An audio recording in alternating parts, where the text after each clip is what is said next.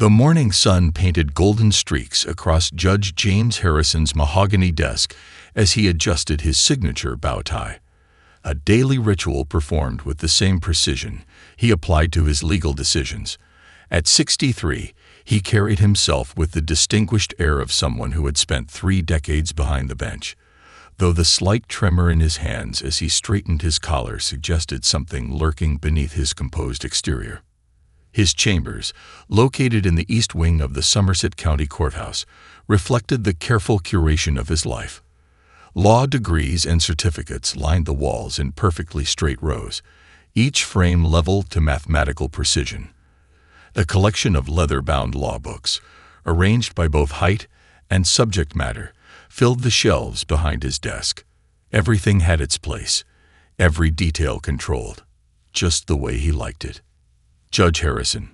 Sarah Chen, his secretary of 15 years, knocked softly before entering. Her usually calm demeanor showed a hint of hesitation.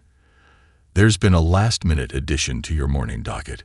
She placed a manila folder on his desk, careful not to disturb his meticulously arranged fountain pens. "Sarah, you know how I feel about last-minute changes," he said, his deep voice carrying the weight of authority earned through thousands of judgments. Yet as his eyes fell on the name Richardson, typed in clean black letters on the folder's tab, something stirred in the carefully locked corners of his memory. He opened the file, and a slight frown creased his forehead. Dr. Maya Richardson, 28, chief resident at Children's Hospital. A parking violation that escalated due to what the reporting officer described as uncooperative behavior. The date on the citation was last Tuesday, 11:47 p.m. "The defendant is a doctor?" he asked, more to himself than Sarah. His mind drifted momentarily to another doctor he once knew, decades ago, when his own path could have veered in a different direction. Elizabeth Richardson had been brilliant, passionate about pediatric medicine, and he shook his head, dispelling the memory like morning mist. That was 30 years ago, in another lifetime. He had made his choice then. Law over love, career over connection. His father, the late Judge William Harrison, had made sure of that. Standing at his window, James observed the early morning bustle of the courthouse square below. Law clerks hurried up the granite steps, carrying coffee cups and laptop bags. A street vendor arranged his breakfast cart, steam rising from hot coffee urns into the crisp autumn air. Everything in its proper place, everyone following their designated paths. "Your Honor," Sarah's voice interrupted his contemplation. "There's something else." She handed him a note. Dr. Richardson's attorney called. "They have some additional documentation they want to present during the hearing." Additional documentation for a parking violation. He raised an eyebrow, his judicial instincts stirring. In 28 years on the bench, he'd learned that unusual details often signaled unusual cases. The antique grandfather clock in the corner, a gift from the State Bar Association, chimed 9 times. James straightened his robes, checking his reflection one final time in the small mirror by the door. The face that looked back at him was lined with experience, his dark hair now streaked with distinguished silver, his brown eyes carrying the wisdom of countless cases. "Time to begin," he said, reaching for his gavel. But as he turned toward the courtroom door, an unfamiliar sensation settled in his chest, a whisper of premonition that suggested today might not follow its designated path after all. For a man who had built his life on order and control, it was an unsettling feeling indeed. Courtroom 7 hummed with the usual morning murmurs as Dr. Maya Richardson slipped into the back row, her hospital ID still clipped to her navy blazer. The overnight shift at Children's Hospital had left subtle shadows beneath her eyes, but her posture remained impeccable. Her fingers absently traced the embossed edge of a sealed envelope in her pocket, a gesture that had become a nervous habit over the past week. "All rise." The bailiff's voice cut through the quiet chatter. The Honorable Judge James Harrison presiding. Maya stood with the others, her heart suddenly drumming an irregular rhythm against her ribs. She had prepared herself for this moment, studied photographs, and rehearsed her words countless times. Yet nothing could have readied her for the visceral impact of seeing him in person.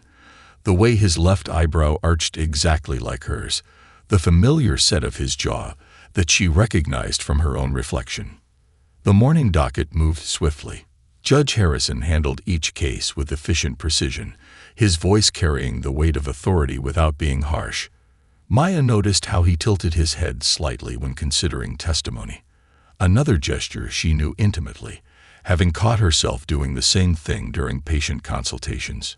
Docket number 247, Dr. Maya Richardson. The clerk announced, parking violation and subsequent citation for uncooperative behavior. Maya moved forward, her steps measured and deliberate. The sealed envelope felt heavy in her pocket, like it contained more than just paper and ink. It held the weight of 3 decades of silence. Dr. Richardson. Judge Harrison began, glancing down at the file. You parked in an emergency response zone for over 40 minutes on Tuesday night. When approached by Officer Collins, you refused to move your vehicle. Is this correct? Your Honor. Maya's voice emerged steady, stronger than she expected. I was responding to a code blue. A 6-year-old patient needed immediate intervention, and the staff parking lot was blocked due to ongoing construction. She paused, retrieving her phone. I have documentation from the hospital confirming the emergency, as well as photographs of the construction barriers.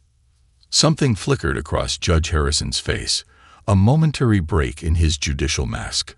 Perhaps it was the way she spoke, or how she organized her evidence with methodical care, but his fingers tapped twice on his desk, another shared mannerism that made Maya's breath catch. The responding officer notes that you were. Judge Harrison consulted the citation, dismissive of his authority, and refused to provide immediate identification. My patient was crashing, Your Honor. Every second counted. Maya's voice carried the same quiet intensity she'd inherited from him. I offered to show my credentials after stabilizing the child, but the officer insisted on immediate compliance. I made a choice. I prioritized saving a life over proper parking protocol. The courtroom fell silent. Judge Harrison studied her face with an intensity that suggested he was seeing something beyond the case before him. Maya met his gaze steadily, wondering if he could see what she did, the unmistakable mirror of shared features, the echo of forgotten connections. And the child? He asked, his voice softer than before. Stable now. She'll make a full recovery. Maya reached for the envelope, her fingers trembling slightly. Your Honor, I have additional documentation that I believe is relevant to these proceedings. It concerns not just this case, but a matter of personal history that directly involves this court. Judge Harrison's hand froze mid-motion, his gavel suspended in the air like a pendulum caught between moments.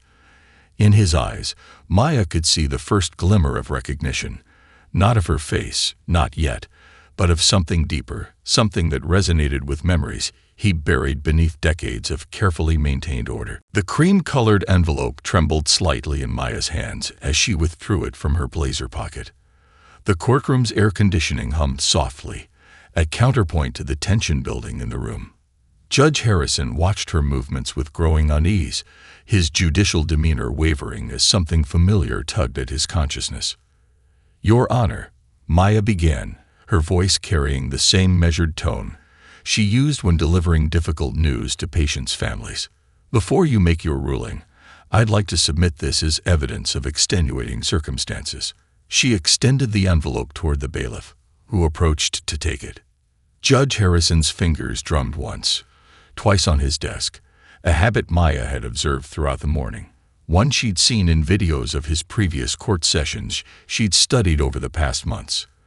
The bailiff placed the envelope before him, and for a moment, the judge simply stared at it, as if it might contain something he'd spent years trying to forget.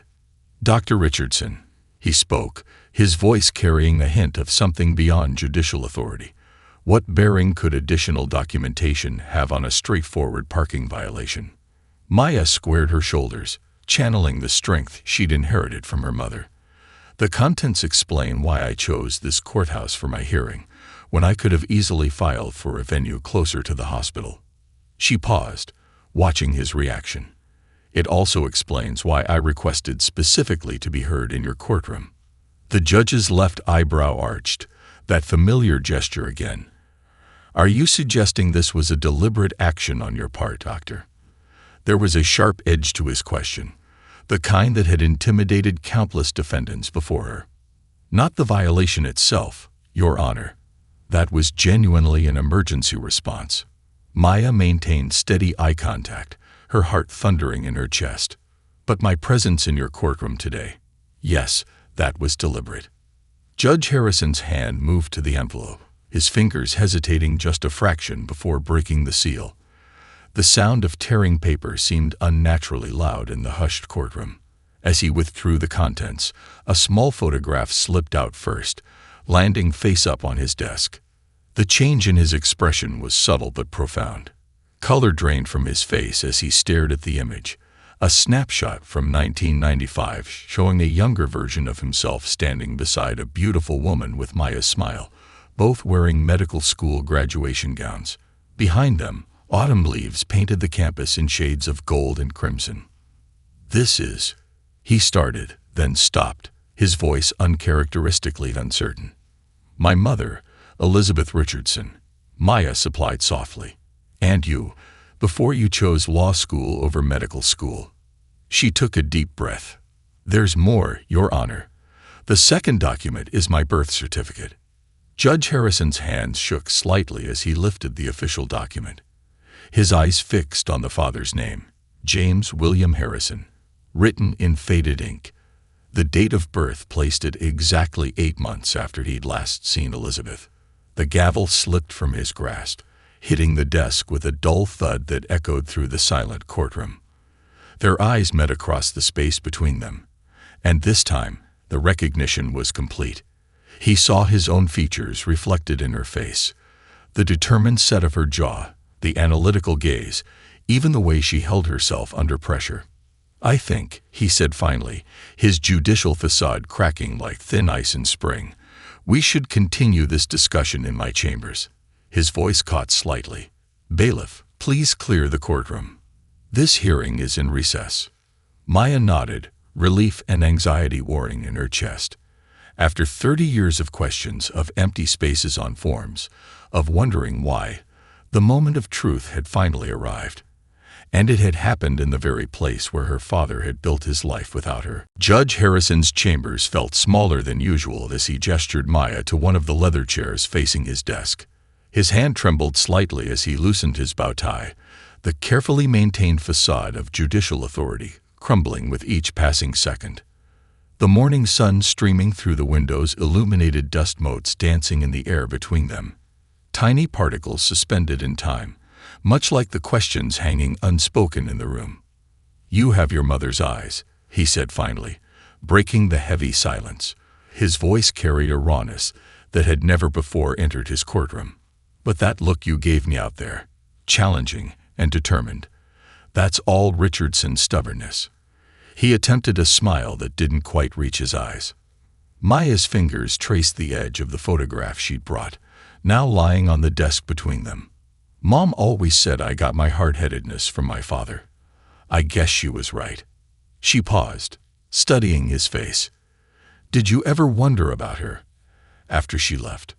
Judge Harrison moved to his window, his back straight, but his shoulders heavy with the weight of decades of unspoken words.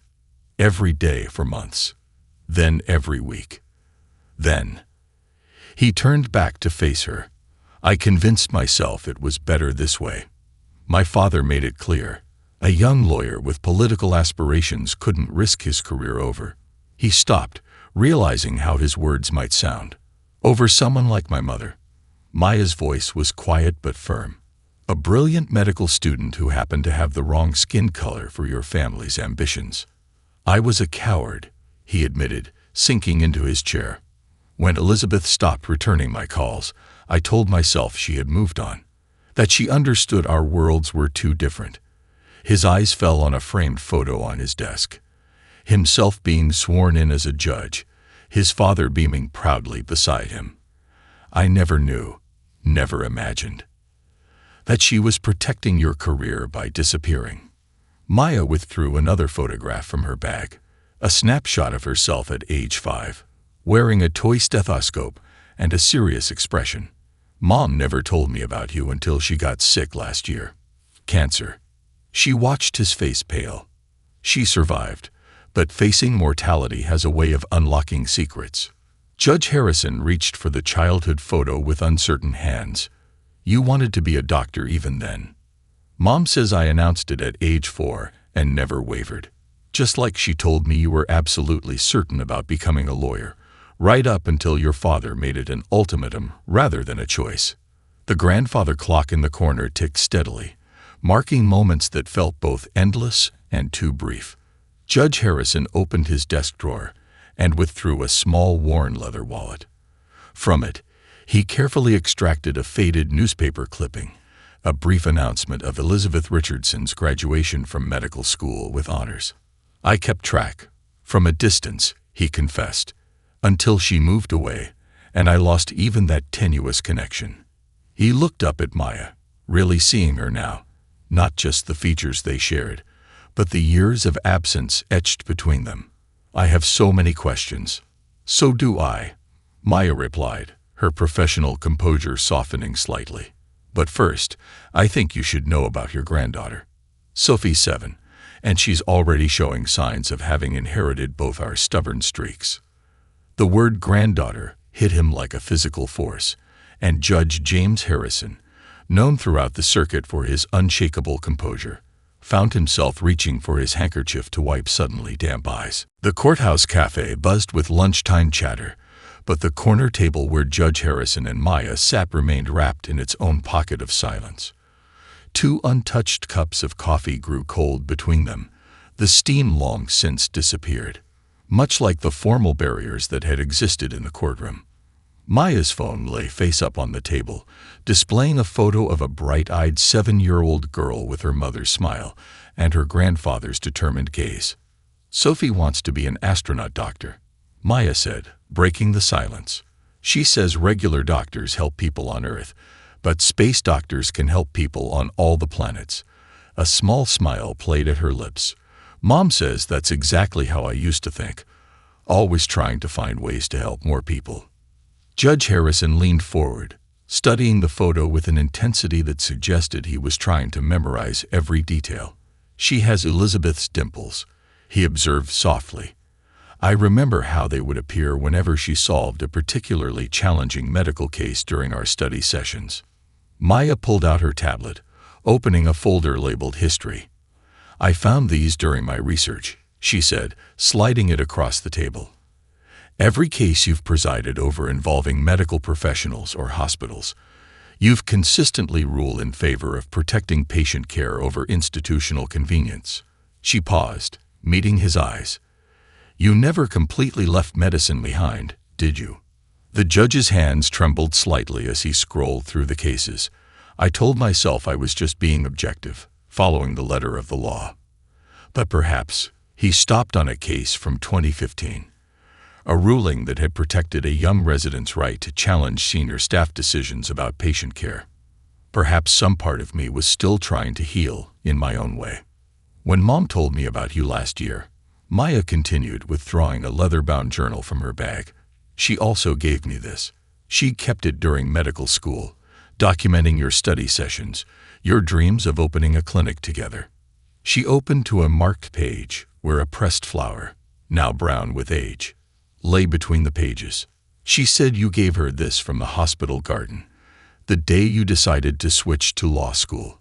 Judge Harrison's composure cracked slightly. Blue hydrangeas.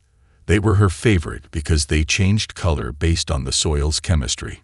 She said it reminded her that everything in life was interconnected, that every small change could have profound effects. He looked up at Maya. I see now just how right she was. A notification lit up Maya's phone, a reminder for her afternoon rounds. The real world was beginning to seep back into their bubble of revelation and reconnection. I have to get back to the hospital, she said, gathering her things. But there's something else you should know. She pulled out one final document, a research paper with her name listed as lead author. I'm continuing Mom's work on pediatric autoimmune disorders. That clinic you two dreamed of. I'm building it. The foundation is already laid, and we open in 6 months." Judge Harrison stared at the paper, his judicial mask completely forgotten as tears welled in his eyes. "The Richardson Harrison Children's Clinic," he read from the header. You used both names." Maya stood, straightening her blazer. "Mom always said that healing works best when we bridge divides instead of enforcing them. The clinic needs a strong legal advisory board, someone who understands both medicine and law." She placed her business card on the table. "If you're interested, we could use your expertise. Sophie would also love to meet the grandfather who helps make sure doctors can keep helping people." The judge picked up the card, his fingers running over the embossed letters of his daughter's name. "Dr. Maya Richardson," he read aloud, his voice carrying 3 decades of pride he hadn't known he'd earned the right to feel. Judge Harrison's private study was a fortress of solitude, its walls lined with law books and legal treatises. But tonight, spread across his normally immaculate desk were medical journals, dozens of them, each featuring Dr. Maya Richardson's published research. His reading glasses perched on his nose as he pored over her words, pride and regret warring in his chest with each breakthrough she'd achieved without him. The latest journal featured her landmark paper on innovative pediatric treatment protocols. In the acknowledgments section, a line caught his eye. "To ER, who taught me that courage isn't about never being afraid, but about doing what's right despite our fears." His fingers traced the initials. Elizabeth Richardson, the woman whose love he'd sacrificed for ambition. A gentle knock interrupted his reading. Sarah, his secretary, entered with an unexpected delivery, a thin package marked with Children's Hospital letterhead. "It arrived by courier just now," she said, noting the medical journals with carefully concealed curiosity. The messenger said it was important. Inside the package, he found a DVD labeled Sophie's Science Fair, First Place. A handwritten note accompanied it. "Thought you might want to see what your granddaughter inherited from both sides of her family. Maya." His hand shook slightly as he inserted the disc into his laptop. The video opened to show Sophie, her hair in neat braids, standing proudly beside a project titled How Judges and Doctors Help People. His granddaughter's voice filled the study. "My mom helps sick kids get better at the hospital. And my grandfather makes sure everyone follows the rules that keep people safe. They're different jobs, but they're both about helping people." Judge Harrison found himself reaching for his phone before he could second-guess himself. He typed out a message to Maya. "Sophie's presentation was brilliant. She has your mother's gift for explaining complex ideas. Would it be possible to meet her properly?" The response came quickly. "She has soccer practice this Saturday at Riverside Park, 10 a.m. She already knows who you are, has been reading about your cases online. Fair warning, she has questions. Lots of them." In the following days, Judge Harrison found himself doing something he hadn't done in years. He began writing letters. Real letters, penned by hand, sharing stories of his own journey, his mistakes, and his hopes. He wrote about meeting Elizabeth in medical school, about their shared dreams, about the fear that had driven his choices. He wrote about cases that had shaped his career, times when he tried to use the law to protect and heal in his own way. The first letter began, "Dear Maya, there are no legal precedents for situations like ours, no established protocols for rebuilding what time and fear have broken. But perhaps we can establish new precedents together."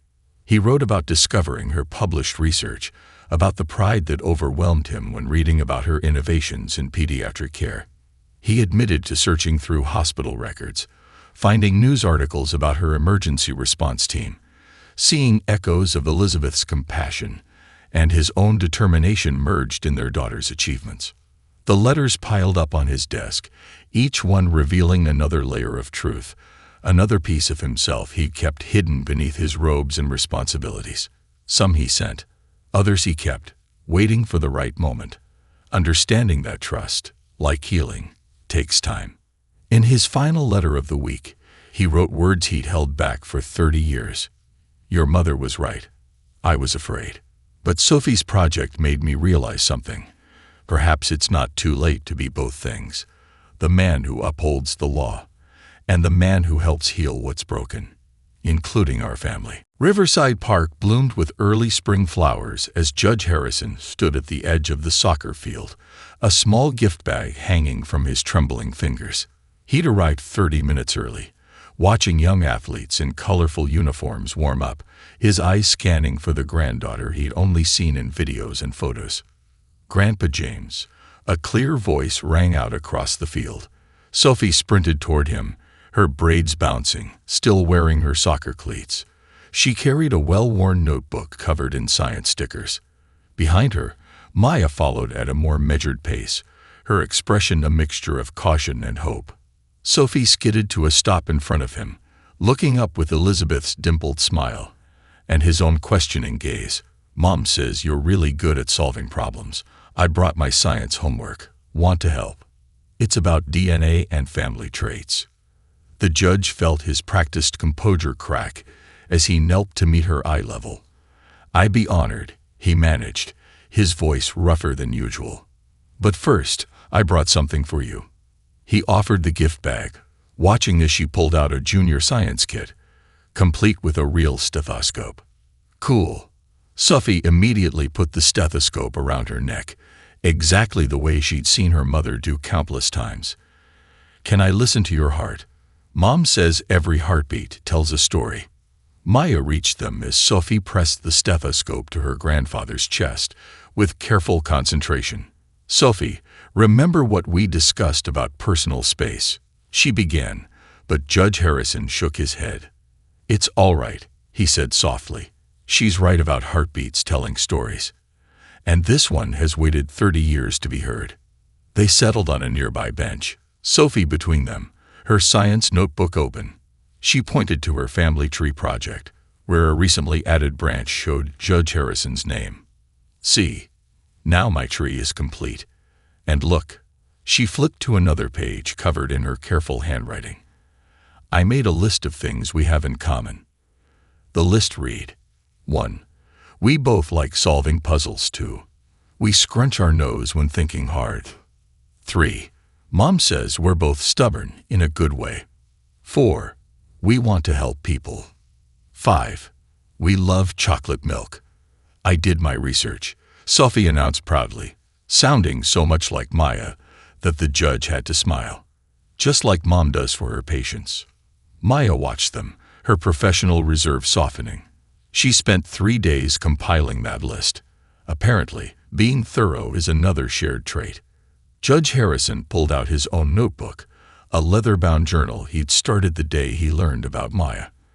I've been doing some research too, he said, opening to a page filled with newspaper clippings about Maya's medical achievements. I thought, perhaps we could combine our notes. Make it a family project. Sophie's eyes lit up. Like a case study. Mom does those all the time. Exactly like that, he agreed, catching Maya's eye over Sophie's head. Sometimes the most important cases are the ones that teach us about ourselves. As Sophie began transferring her list to a fresh page, adding illustrations in the margins, Maya touched her father's arm lightly. Dad, she said, testing the word for the first time. Thank you for coming. The simple word, Dad, hit him with the force of a gavel strike. But this time, the judgment rendered was one of forgiveness, of possibility, of love finding its way home through the winding corridors of time. The Richardson-Harrison Children's Clinic gleamed in the morning sun, its modern facade a testament to dreams spanning 3 generations. Judge Harrison straightened his bow tie, a nervous habit that now made Sophie giggle every time she saw it, as he stood beside Maya in the crowded auditorium. Today marked not only the clinic's grand opening, but also Maya's acceptance of the State Medical Association's Physician of the Year award. The parking spot's much better this time, Maya whispered to him with a smile, referencing the incident that had brought them together 6 months ago. Her father's reserved parking space, marked legal counsel chair, sat right next to her chief of pediatrics spot. Elizabeth Richardson sat in the front row, her silver-streaked hair elegant as ever, Sophie bouncing excitedly beside her. The years had been kind to Elizabeth, and seeing her again after all this time had awakened feelings Judge Harrison thought long buried. They weren't the same people who'd fallen in love in medical school, but they'd found a new way to share their lives, through their daughter, their granddaughter, and their combined dedication to healing. "Dr. Maya Richardson," the announcer called, and the room erupted in applause. Judge Harrison felt his chest swell with pride as Maya took the stage, her poise reminiscent of her mother, her commanding presence echoing his own. 20 years ago, Maya began her speech. A young girl played doctor with a toy stethoscope, dreaming of helping others. What she didn't know then was that she was carrying forward a legacy of healing that began before she was born. She paused, meeting her father's eyes. "Today, we open a clinic that bridges two worlds: medicine and law, past and present, broken things and healing. The Richardson Harrison Children's Clinic stands as proof that it's never too late to mend what's broken, to find what's lost, to become who we're meant to be." In the audience, Sophie clutched her grandfather's hand, her own small stethoscope, now well used from practicing on willing family members, hanging around her neck. "Mom's talking about you," she whispered loudly, making several nearby guests smile. Judge Harrison squeezed her hand back, remembering the day 6 months ago when a parking ticket had changed everything. He thought about the changes in his own courtroom since then, how he'd started a program for medical advocacy, how he'd learned to look deeper into the stories behind each case that came before him. After the ceremony, as families toured the new facility, Judge Harrison found himself in the clinic's garden, a space Maya had insisted on including in the design. Blue hydrangeas bloomed along the paths, a tribute to Elizabeth's favorite flower. A small plaque caught his eye, dedicated to second chances and the courage to embrace them. "What do you think?"